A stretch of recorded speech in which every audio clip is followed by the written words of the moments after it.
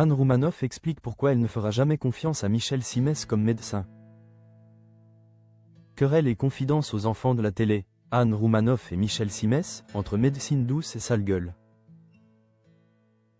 Paris, l'ambiance était électrique et pleine d'humour sur le plateau des enfants de la télé ce dimanche 16 novembre 2025.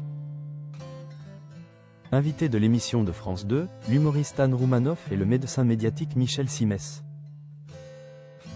ont offert un moment savoureux, ponctué de piques, de taquineries assumées et de révélations inattendues.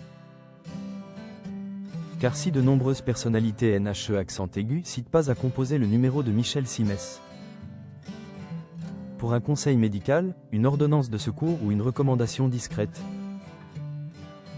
Anne Roumanoff, elle, affirme haut et fort qu'elle ne l'appelle jamais.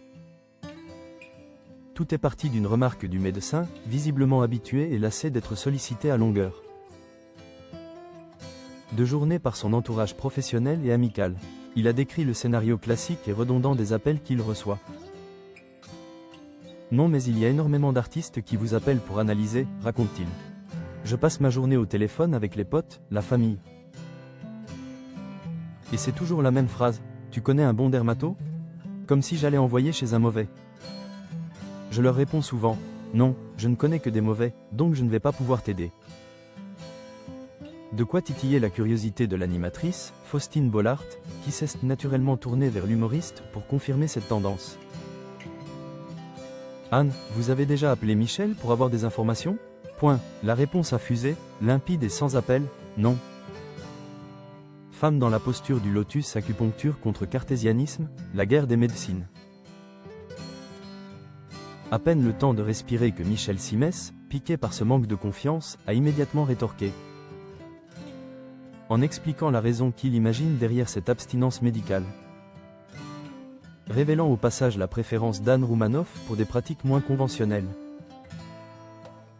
Elle n'a pas confiance, et puis ce n'est pas du tout le genre de médecine qu'elle pratique.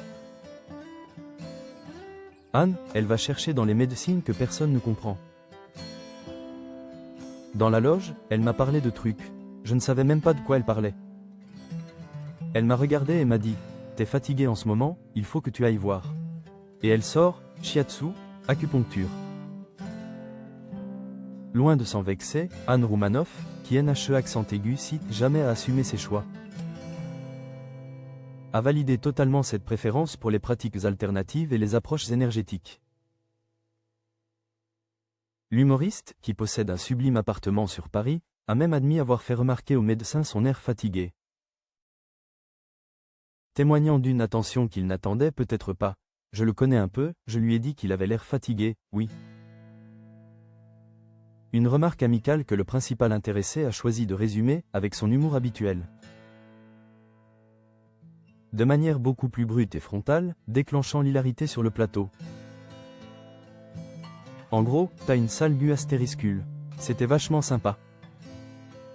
Entre la médecine classique, incarnée par Michel Simès, le médecin cartésien, pragmatique, qui lève les yeux au ciel dès qu'on prononce le mot acupuncture, et les médecines douces revendiquées par Anne Roumanoff. La distance est immense, cette opposition amicale, faite de moqueries assumées et de franc-parler,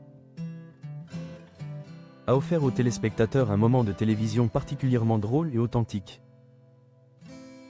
Soulignant la véritable complicité qui unit les deux personnalités malgré leurs différences fondamentales en matière de santé.